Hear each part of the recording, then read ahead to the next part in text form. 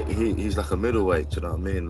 Like a sort of not an amateur boxer, but an amateur style, like jab, move, or like pick your shots and move. Like he ain't meant to fight like that. And I was like, there was at some point, yeah, when I was getting. Boxing world shocked after Dillian Whyte got knocked out in sparring for Moses Itauma fight, and now the experts aren't holding back. YT's become a target of ridicule across the boxing world. A sparring KO at this stage.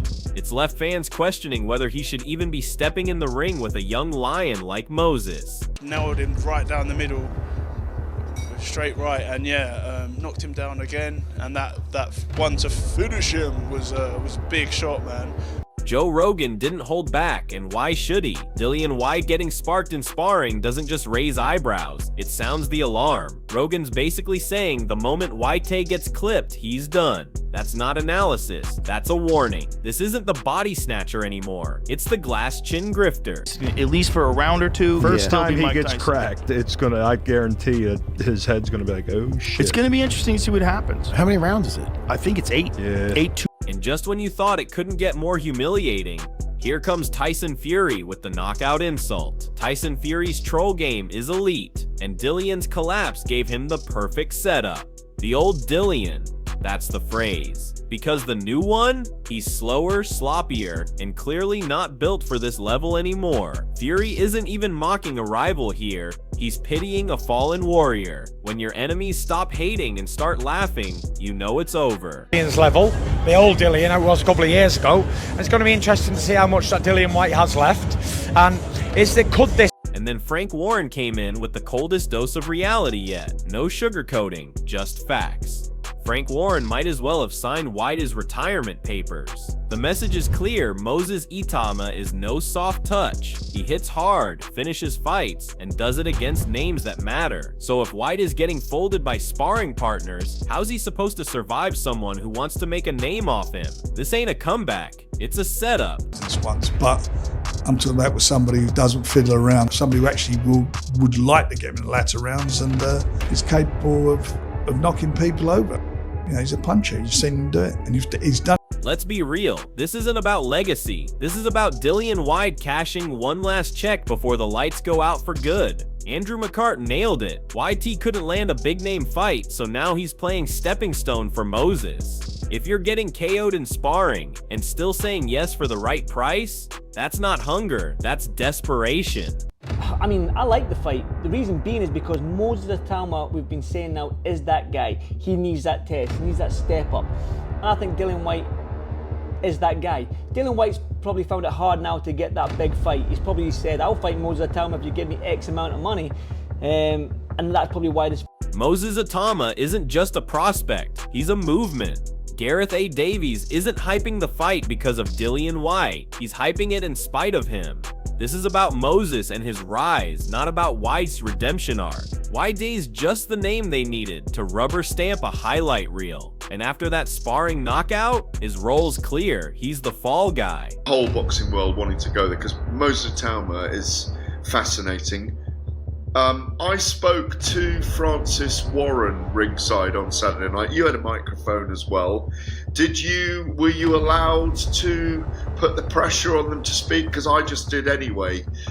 Adam Smith's trying to be diplomatic, but let's not beat around the bush. Dillian Whyte is the one under threat here. Yes, Moses Itauma is still young, but he's hungry, explosive, and unbeaten, while Whitey is leaking confidence and clearly leaking punches in sparring. The idea that Whitey might be too much is laughable when you consider his recent record and that viral KO. There's no aura left, just a name with a price tag. And that's why this fight got made. It's the perfect test for Moses and the perfect payday for Whitey. But tests go both ways, and Whitey's durability might not even last long enough to ask a question. If Moses lands clean, which he absolutely will, the sparring room embarrassment might become public spectacle. Adam Smith wants to see it, so do we, but mostly to witness if Whitey can last past round 2. I think he's very, very good, Moses Itauma, so some people might say he'll get rid of Dillian Whyte like he has the others. Maybe not. Maybe Dillian's too much for him at this stage, which is why it's a fight I want. And Peter Fury, who's trained killers, gave his own sharp breakdown of Moses and what Dillian's truly up against. Peter Fury doesn't hand out compliments lightly, and when he says Moses Itauma ticks all the boxes, it's not a casual nod, it's a declaration. The man sees a future world champion in the making. And what's Dillian Whyte bringing to the table? Sparring knockouts, rust, and a chin that's been shattered too many times. Fury says Moses hasn't been tested, and that's true. But is Dillian really the right exam, or is he just another name to check off? YT once carried real danger, but now he looks like the veteran who stuck around too long. Peter Fury knows talent, and he knows when a fighter is on the slide. That's the difference here. Moses is rising, YT is sinking, and with everything at stake for both men, one building a legacy, the other clinging to scraps, the pressure might just turn this into another showcase for the young lion. A fabulous young talent. He's got speed, he's got power, he's tough, he's game. He ticks all the boxes so far. So let's see. Again, he's young. You know, he's not really been tested because what he's doing to these opponents. So let's see. It's early days, but big future for him. Dillian Whyte sounds like a man who's trying to convince himself, not us. All this talk about strategy and setting up punches rings hollow when you've just been knocked out behind closed doors. You can have all the tactics in the world, but when the reflexes are shot and your chin's made of glass, strategy won't save you. It's like polishing the wheels on a car with no engine. Moses Itauma isn't going to stand around waiting for Dillian to find his rhythm. He's going to press, explode, and test Whyte's soul early. And we already know what happens when Whyte gets caught clean. Lights out. This isn't 2015 Whyte with swagger and aggression. This is a shell of that man trying to hide behind game plans. Fans see through it. Moses sees through it, and when the bell rings, all that strategy will be tossed the second Dillian eats a flush left, because there's no plan for broken punch resistance. There's a lot more punches than that, and I have a lot more punches than that, so I'm not just focusing on one punch, I'm focusing more on strategy and getting to the strategic position to learn what we're learning. It's softball, so you can't just walk up to him and learn left hook and then the same like you do on other people, so you have to set it up and timing and stuff. So yeah, I've just been working more on that.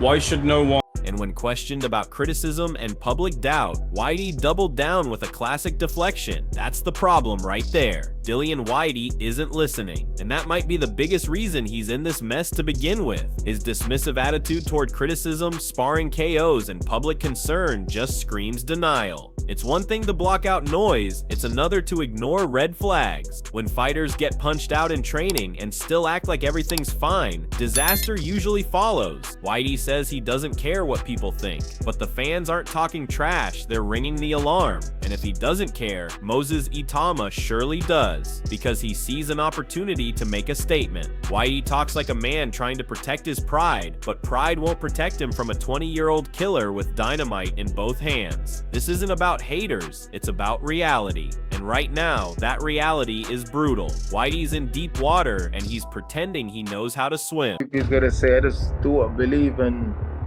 I say, yeah, okay, cool, and just do whatever the fuck I want anyway, so yeah. I don't really, I try and focus on me and what I'm doing and what my kids and family is doing. I don't care about some idiots' attention land. Who is this? Simon Jordan said it plainly, this isn't matchmaking, it's calculated risk management. They're not picking Dillian Whyte because he's still elite. They're picking him because he's just dangerous enough on paper to look respectable, but in reality, he's washed enough to be beaten impressively. He's the illusion of a threat. Jordan knows how the business works, and if the Itauma camp truly feared Whitey, this fight wouldn't be happening. It's smoke and mirrors. Whitey is a former name, but his value now is as a stepping stone. Jordan even listed journeymen like Marius Walk and Dempsey McKean as prior tests, and Whitey fits right into that pattern. That tells you everything. They expect Moses to get rounds. Yes, but not trouble. Whitey's purpose is to provide exposure, not resistance. And this speaks volumes about where Dillian is in his career, from headlining pay-per-views to being handpicked as the safe opponent. That sparring knockout just confirmed what promoters already suspected. The risk is minimal, the reward is massive. If Moses doesn't blast him out early, he'll break him down eventually. Either way, the body snatcher's role is clear. He's the body. I think it's a great fight.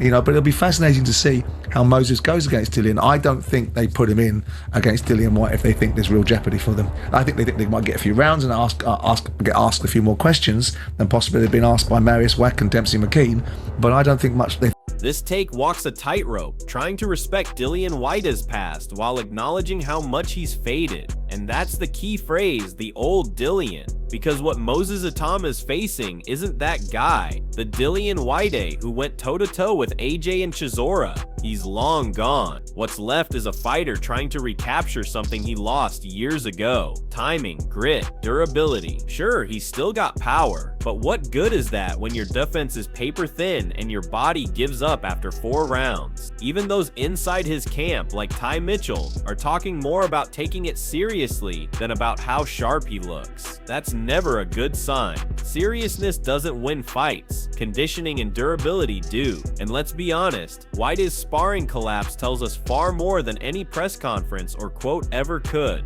Moses, on the other hand, is active, ruthless, and surging. This fight isn't about comparing levels, it's about one man on the way up and another clinging to relevance. The only thing interesting now is how long Whyte survives once the first real shot lands. That's a good fight actually, especially for Moses. I think it's a very good time to fight Dillian. He's had a couple of years out the ring. But you know, make no mistakes, Dillian Whyte is a massive puncher. It's a head and body. I know he's taking it very serious. I'm speaking to Ty Mitchell, who's in training camp with him. And looking forward to the fight. You know, it's a big step up for Moses because he hasn't really fought anybody on Dillian's level. The old Dillian, it was a couple of years ago. It's going to be interesting to see how much that Dillian. And finally, the loudest truth bomb came from Ate Oladipo, and he didn't pull any punches. Ate Oladipo said what most fans are thinking. Dillian Whyte doesn't just need a good camp, he needs to become someone he no longer is. The old school Dillian, the one who was fearless, relentless, and unshakable, he's gone. What we have now is a man trying to relight a fire that's clearly burned out. Ade's point is brutal but accurate. YD's best chance doesn't lie in tactics or technique. It lies in trying to mentally resurrect himself, because physically, he's not the same. He's slower, easier to hit, and vulnerable in ways he never was. Meanwhile, Moses is young, fresh, and fearless. YD was once the guy throwing tables and scaring the room. Now he's the guy getting dropped behind closed doors. It's symbolic. Moses, who likely grew up watching YD's prime, now gets the chance to bury what's left of it. And if YD can't find that old fire, not just for a round or two, but for a full war, he's going to be another name on Moses's highlight reel. That's how fast this sport changes. To almost see the old school Dillian Whyte who, you know, wasn't afraid of anyone, would put it on anyone, because Moses is still only 20. And I almost feel like if Dillian needs a path to victory, it might start from outside the ring first, and then we'll see. Because there would have been a time when Moses is growing up and he's watching Dillian Whyte. This isn't just a fight, it's the final reckoning for Dillian Whyte. Once a feared enforcer in the heavyweight division, now reduced to sparring room knockouts and questions about whether he can even survive against a 20-year-old Feina. Moses Itauma isn't just another prospect, he's the face of a new era, a fighter built for speed, destruction, and legacy. Everything YD used to represent. This bout isn't about belts, it's about pride, relevance, and proving there's still fire left in YD's tank. Because if he gets stopped here, and let's be honest, the writing's on the wall, it's not just another loss, it's the curtain call. But if somehow he pulls it off, if YD digs deep and reminds the world who he was before the wars, before the chin gave out, before time caught up, then maybe there's one last chapter to write. The real question is, who wants it more? Who's mentally stronger under fire? The hungry lion or the wounded wolf? Because this fight will test character more than it tests boxing skills. One is chasing greatness, the other is running from decline. So we ask you, are you backing the new blood Moses Itauma to take the torch? Or do you believe Dillian Whyte has one last roar left in him before the lights go out for good? Drop your thoughts in the comments. War is coming and someone's legacy won't survive the night.